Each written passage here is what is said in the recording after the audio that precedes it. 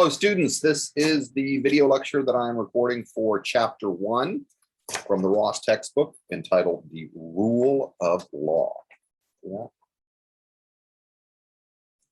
Here we go. Let's do this. What do we mean by the rule of law? Okay, what we do not mean is that the law is arbitrary and decided on a whim by one person. Here we have an image of comic book character Judge Dredd. In this science fiction dystopian universe where Judge Dredd exists, the world has kind of gone to hell, pardon my language, and judges function as police officers, but also judges, and they can carry out the death penalty instantly. So that's, Judge Dredd's famous tagline is, "I am the law." When he shows up, he could convict you of a crime and carry out the punishment immediately based upon, whatever the judge is feeling. Incidentally, the Judge Dredd movie with Sylvester Stallone, not very good. There's another movie just called simply Dredd. That one's very good. Thumbs up for Dredd. Anyway, the rule of law in best practices is not this. It is not one person. It is a system, a set of rules that are applied consistently and that people are aware of them beforehand. That's what we mean by the rule of law. It's something that's codified. It's something that everybody has agreed upon in advance, and that the rules are applied consistently. Now, laws do change. They do change over time, sometimes because we decide that the way the law was interpreted in the past no longer works in today's modern world. There's also things like technology. We'll talk about that in some upcoming lectures. There's always new technologies that come up which present new cases that weren't foreseen. Something like retweeting. Does the freedom of the press cover a retweet? Does the First Amendment cover a retweet? And then in the future, there will be new forms of communication technologies, and we will have to interpret those as well. Now, where do laws come from? The supreme law of the United States is the U.S. Constitution. Constitutional law establishes the nature and function and the limits of government. Sometimes U.S. courts can apply international law where it might be relevant. But in general, the Constitution is the supreme law of the land, and it does also protect people's liberties and gives a limit as to what government can and cannot do. The federal government has three branches, and if you remember back to your high school civics class, or maybe another class you took here in college, maybe you remember these three branches. We've got the executive branch, the United States president's at the top. These are the executives who oversee the government and administration. We've got the legislative branch. This is Congress, including senators, House of Representatives. There's also a legislative body at every state level. These are the people who actually write and vote and enact the laws. Okay, that's the way it's supposed to work, is that the legislative body actually creates and enacts the laws. And then the judicial branch interprets and oversees the laws and determines when they're being enforced correctly or maybe enforced incorrectly. And we also, this is the classic system of checks and balances, right? Where you have the three branches of government supposed to keep each other in check. And then we have the Bill of Rights. Now, the Constitution can be changed. The Constitution can be changed. We call these changes amendments. They are difficult to get approved. They are difficult to get approved. Most amendments that have been proposed have not actually been approved. And then we have 10. The first 10 amendments are known as the Bill of Rights. These were not in the original Constitution. And according to my understanding, I think what I remember from my history class is that,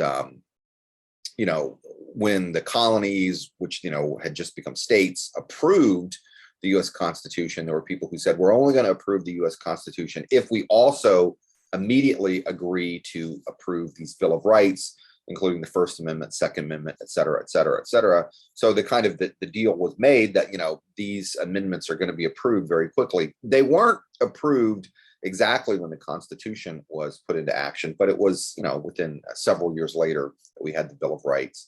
They had sort of been agreed upon. Anyway, that's where that's the foundation of the supreme foundation of law in the United States, the U.S. Constitution.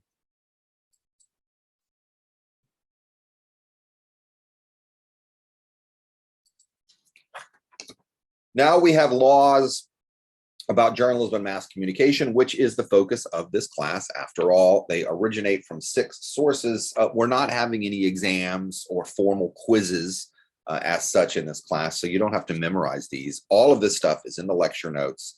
The Word document that I post on Canvas has the lecture notes. But these are the 6 sources. I'm going to go over a couple of them, not all of them. I'm going to go over a couple of them. We have statutes. I've got some notes here, taken from the textbook. Statutory law is formally enacted by some type of legislative body. It could be at the city, county, state, or federal level, sometimes called black letter law. I guess this goes back to the older era when everything was printed in black letter. It means it's actually printed and you can actually look it up. It's written down somewhere. It's not just in a judge's head. These laws, statutory laws, are formally adopted through some type of public process that is clear and stable and made transparent so people know how the laws are being made. Examples of statutory laws, including all criminal laws, when it comes to journalism and mass communication, the laws about copyright, some of the laws about broadcasting, advertising, as well as access to government meetings and information. These are covered by statutory law. Now, this court case you should be familiar with. You may even remember it from some previous class, Marbury versus Madison, 1803. As I mentioned, the laws are flexible and even the Constitution is flexible. This was a landmark ruling in 1803 that firmly established that the judicial branch has the power to interpret laws. So Congress can make the law, right? But the courts can actually interpret them. And this is a matter of ongoing dispute, a matter of ongoing debate.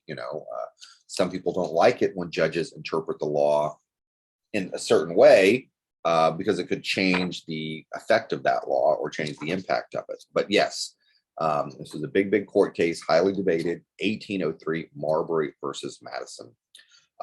Now, when the language of a statute is unclear or imprecise or somehow ambiguous, the courts determine how it's applied through something called statutory construction.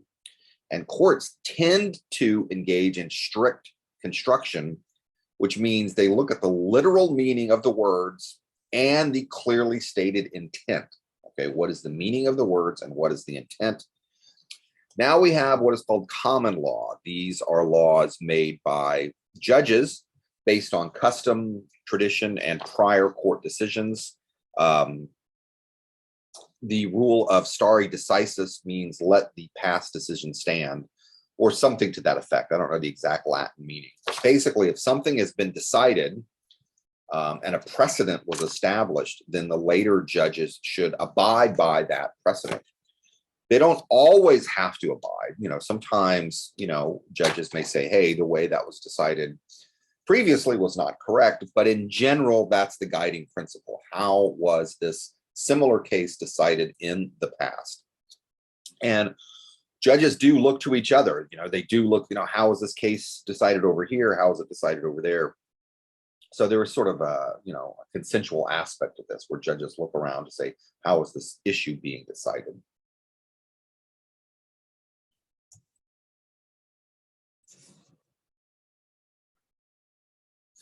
Now we have administrative law. In many cases, many areas, many parts of modern life, the government sets up some sort of administrative body to regulate that thing, such as what are the rules about elections and election financing? What are the rules about the stock market and raising funds and publicly trading stocks? What are the rules about running a radio or television station? That's governed by the FCC. So we have these different administrative bodies. It's a whole alphabet soup of initials. We have the FEC, FTC, FCC. There's others as well. They come up with rules and regulations that govern a particular area. The largest aspect of contemporary law is actually administrative law. These agencies are charged with enforcing these rules, and they have their own system of courts, right? Their own system of people and venues to do hearings when there's disputes. Now, if there is some type of dispute that cannot be handled, let's talk about the FCC, Federal Communications Commission. If there is some type of dispute that the FCC cannot come to a clear resolution, then it can go into the other courts. But generally, it starts within that administrative body and the systems that they have set up. Now I'm going to talk briefly, all of this stuff is explained in more detail in the corresponding reading in the textbook, but I just want to go over a few points here. We have the structure of the judicial system. Jurisdiction refers to the court's authority to hear a case. And different courts have different jurisdictions. There are two types of jurisdiction. There is the general jurisdiction, and then there is a specific jurisdiction. Now, a plaintiff, meaning a person who's bringing a lawsuit or bringing a charge, can engage in something called forum shopping. This means you want to find, say, let's talk about district courts, for example. You want to find the district court that's going to be most receptive to your particular argument, okay? Because judges are human beings. They are supposed to be governed by what's written down, but judges are human beings. So maybe you feel, oh, I better bring this case in the 9th district. I'm more likely to win than if I bring it in the 10th district, for example. And the jurisdiction can refer to geographic area, but not exclusively. It means more than that. The issue of forum and proper jurisdiction becomes very confusing when we talk about a national newspaper. The New York Times is distributed, heck, it's distributed all over the world, but certainly it's distributed in every one of the 50 states. So if you felt that the New York Times had done something wrong, say defamed you, for example, what's the proper forum? What court has jurisdiction over that when the newspaper is everywhere? Similar things come up with online platforms as well. What is the proper jurisdiction? With newspapers, the proper jurisdiction is considered to be only one of two locations, either where the primary company is incorporated, where has that company been incorporated in terms of business regulations, or the main location of its business, okay? So determining the proper jurisdiction for a national newspaper can be confusing. Now, trial courts are the lowest level of the courts. This is where nearly all cases begin. Most court systems have 3 tiers. There's a state, a federal, and then some type of specialized court system. At the lowest level, again, trial courts are at the lowest level. Then there are 94 federal courts, which are also called district courts, okay? So if someone wants to appeal, I don't like the decision at the trial court, then it goes to the district court after that. Judges also feel that the routine press coverage of, there's so much press coverage of trials right now. Many judges feel that the routine press coverage of trial courts is actually a disservice, and it's creating a threat to the fairness of trials, because, it could cast some courts in a negative light, which is then, maybe one judge someplace did something wrong, then it casts all of them in a negative light, and it ultimately reduces the public trust in the judicial system. So yeah, the routine press coverage of trial courts is not something all judges are a fan of. Now we have the Supreme Court. This photo is certainly outdated, but this is what I found online, an image of the Supreme Court. It's 9 people. They are appointed by the President of the United States, approved by the Senate, but these are lifetime appointments. So the choice and the decision when a U.S. president puts someone on the U.S. Supreme Court, it's a big, it has a lot of impact, and it can have impact for decades because this is a lifetime appointment. The Supreme Court only has original jurisdiction in certain specific limited areas. They are primarily an appeals court. When something is at a district court and someone wants to appeal it, it can go all the way up to the Supreme Court. or when a state Supreme Court has a decision that someone wants to appeal, again, it can go to the US Supreme Court. Now, the US Supreme Court does not have to hear every case that people want to appeal. They can just decide not to hear the case, in which case whatever was previously decided will stay and, will stand as the decision. But if the Supreme Court feels it is an issue worthy of their time or a pressing issue that needs to be resolved, they can decide to hear it. And incidentally, the number of nine judges on the Supreme Court is not set in stone, and theoretically it would be possible for the president to create more. If a president of one political party didn't feel like his political party was getting its way, he or she could decide, heck, we're going to add 6 more people. We're going to make it 15, not 9, and I'm going to put 6 people who are, likely to rule in my favor. So, that idea has been floated for a while. It's been floated at least since FDR back during the Great Depression, but I don't think that it's going to happen. I think Congress has more or less decided that, no, we're going to keep it at 9.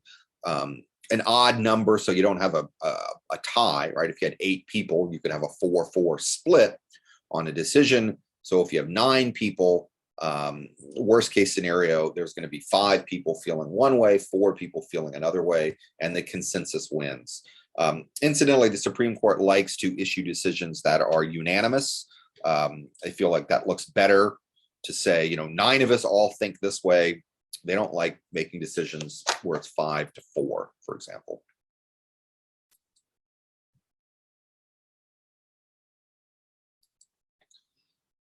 And I know this is a lot of words. I try not to put too many words on any one slide. But first, if it's a criminal matter, the government can arrest someone for a crime if there's sufficient evidence. The case can be heard by a grand jury or a judge. Now, if you're indicted does not mean convicted. Okay, if someone is indicted of a crime, meaning there is probable cause to put you on trial, then it goes to a trial. And to be actually convicted and found guilty, there must be proof beyond a reasonable doubt. Okay, now, of course, all of these terms can be up for debate. What is reasonable? What is reasonable? But that is, the official standard. Beyond a reasonable doubt is required to establish guilt in a criminal trial.